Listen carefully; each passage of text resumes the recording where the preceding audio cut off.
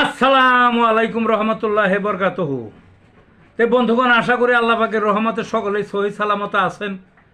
তে কবি Gazi Akkas Ali YouTube channel 017140885009 এর পক্ষ থেকে আপনাদের সকলের প্রতি রইল একান্ত আন্তরিক শুভেচ্ছা ও ভালোবাসা। তে বন্ধুগণ, এখন আপনাদের সামনে যে বয়ানটা রাখবার চেষ্টা করব, বয়ানটার নাম হলো বাতের ব্যারামে হোমিওপ্যাথিক চিকিৎসা। কিসের ব্যারামে? বাতের ব্যারামে। বাত বা বিষ ব্যথা যে যেটাই বলুক, অনেক প্রকার আছে। কথায় আছে বাতেরা 85 ভাই। তো বহু ধরনের বাত, বুঝলেন না? বহু ধরনের, কি বলবো, যাদের একটু বয়স হয়েছে তারাই জানে।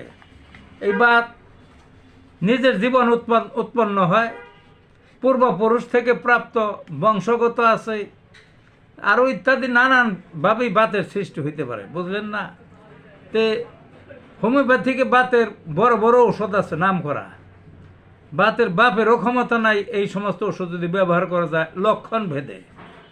সে ওষুধগুলোর পরিচয় করিয়ে দিয়ে আসুন।